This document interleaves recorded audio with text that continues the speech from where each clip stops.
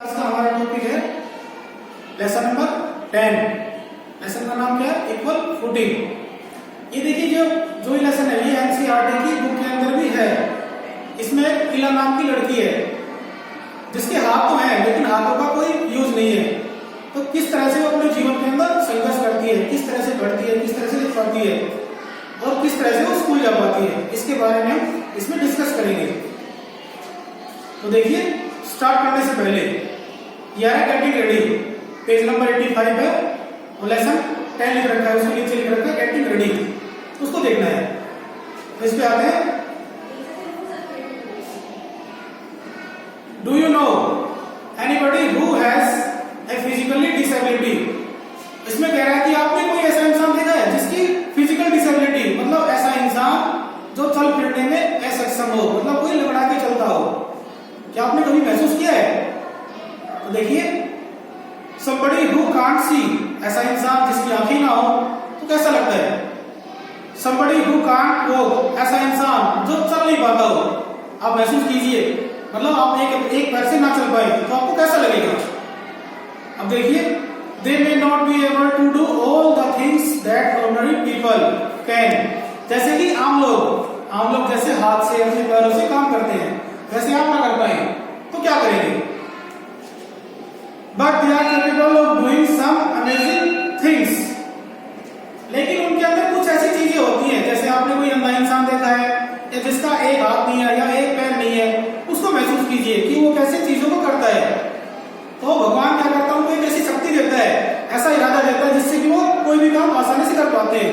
जैसे आपने कोई अंधा इंसान देखा है तो छड़ी से देखो कैसे रोड क्रॉस करता है, कैसे अपनी बैंक पे पहुंचता है या जहां उसको जाना है कैसे पहुंचता है, तो इसके बारे में कह रहा है।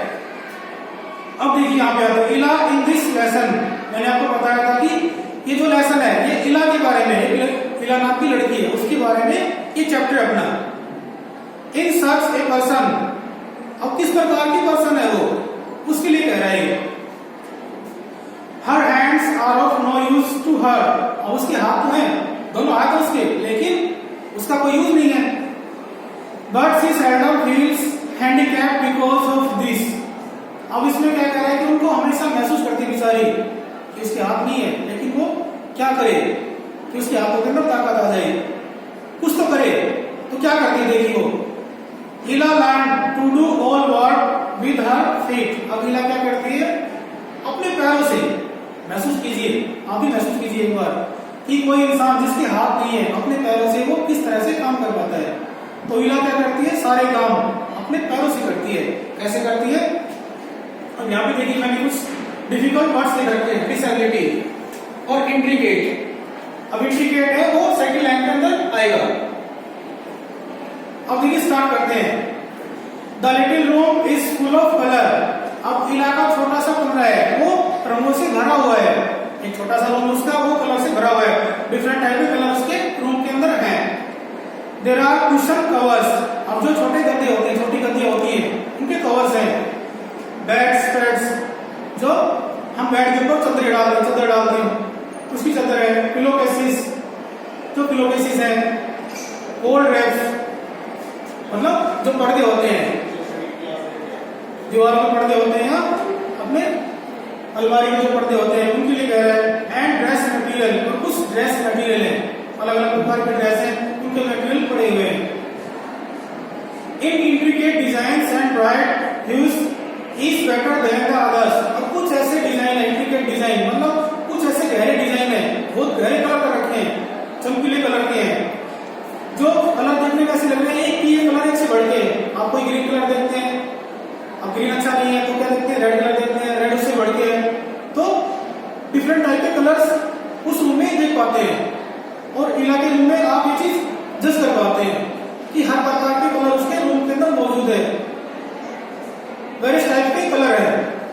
अब देखिए नेक्स्ट लाइन में, and in the middle of it is the designer. अब बीच के अंदर जो उसका कमरा है, बीच के अंदर इला बैठी हुई है।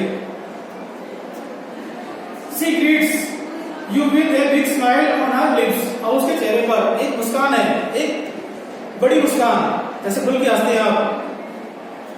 Her hands hang uselessly bye हर साइड्स। और उसके जो हाथ है वो बिल्कुल ऐसे लगने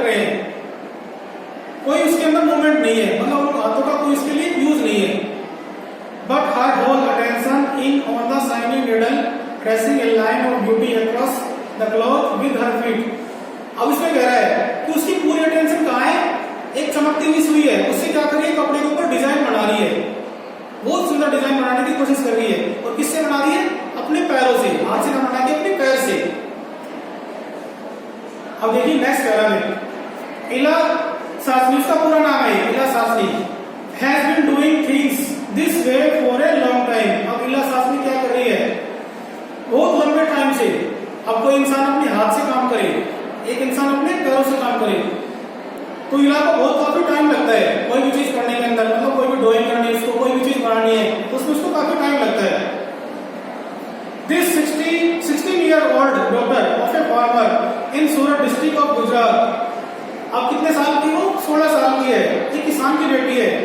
गुजरात के अंदर एक शहर है सूरत, गुजरात के अंदर एक शहर है सूरत, तो साड़ियों के लिए फेमस है, आपने सुना होगा सूरत की साड़ियां, वहां पे वो रहती है। लर्न टू कोप, अब सीख जाती है सामना करना।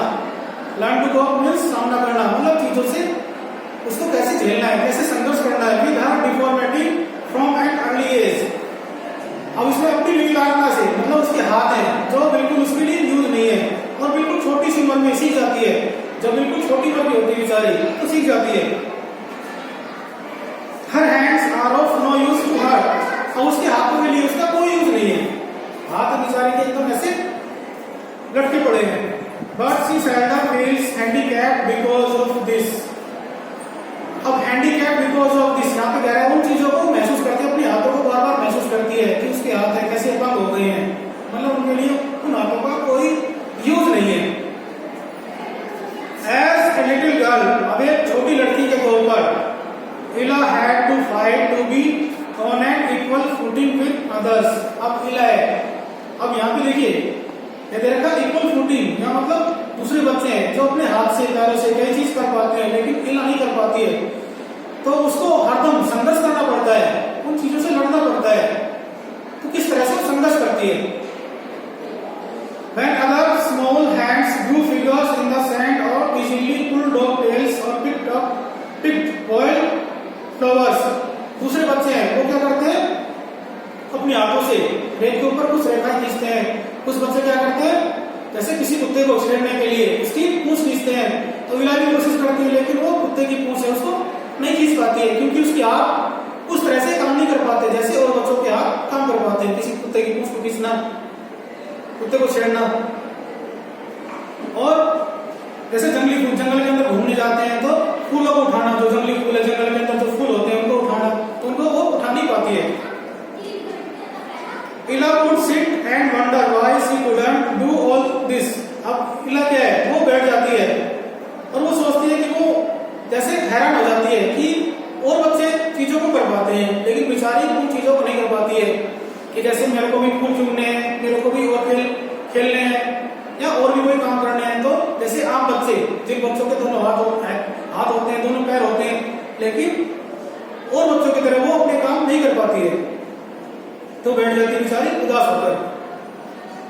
She wanted to hold a chalk in her hands। अब क्या करती है, अपने हाथ में एक चौक पकड़ लेती है लिखने के लिए।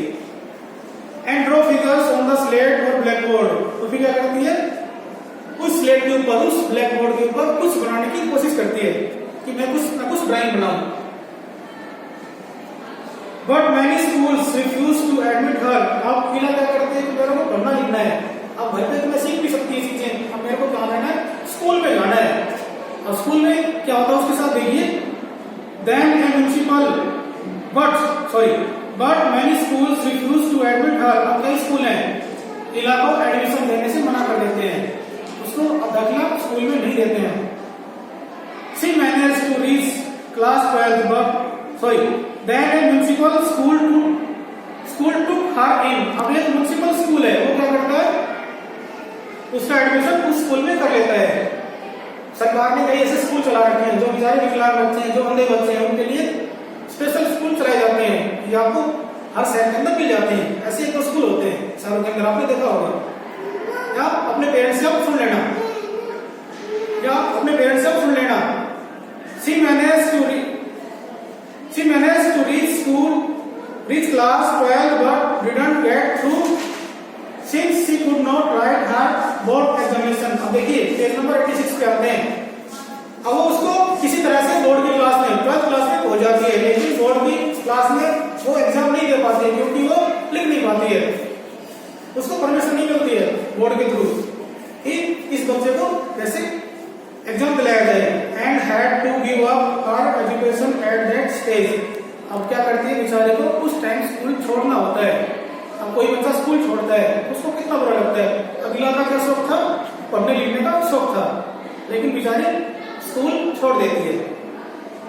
नेक्स्ट लाइन में आती है, बट इलाज parents were determined that there daughter. अब इला के जो पेरेंट्स हैं वो डिटरमिन है कि जो और बच्चे हैं वो अपने काम कर पाते हैं। अब वो चाहते हैं कि उनकी बेटी है वो भी अच्छे से पढ़े, अच्छे से काम करे। The eldest of 3 children. अब जो इला 3 भाई बहनों में सबसे बड़ी है, 3 बच्चों के माता पिता के, तो इला सबसे बड़ी है। Should lead A fulfilling life. और उसके पेरेंट्स चाहते हैं कि जो इला है वो अच्छा जीवन जिए, मतलब अपने शौक पूरे करे। Other people did things with their hands. दूसरे लोग हैं जो अपने हाथों से अपने पैरों से काम करते हैं, लेकिन वो अपने हाथों से पैरों से काम नहीं कर पाती है। तो वे चाहते हैं कि जैसे और बच्चे हैं अपने हाथों से या पैरों से काम करते हैं तो इला भी वैसे करे। Ila learn to do with her feet. अब इला क्या करती है, सीख लेती है अपने पैरों से काम करना। जो बच्चे अपने हाथों से काम करते हैं, इला क्या करती है अपने पैरों से, अपने पांव से वो काम करने लग जाती है। और उसने अपने हाथ जो उसके पैर थे उसने अपने हाथ बना लिए, इतनी उसके अंदर मजबूती आ जाती है। She was soon an expert at using with her feet for eating. अब उसने क्या सीख लिया, वो जल्दी अपने हाथों से खाना सीख लेती है। combing hair, her hair, और अपने बालों को जैसे कंघी करते हैं, बालों के अंदर कंघी करते हैं तो अपने पैर को उठा के कंघी करना। आप कल्पना कीजिए कि पैरों से कंघी करके देखना एक बार, कर पाते हैं नहीं कर पाते हैं। डस्टिंग, बालों को जैसे झाड़ना। फोल्डिंग क्लॉथ्स, कपड़ों को जैसे फोल्ड करते हैं।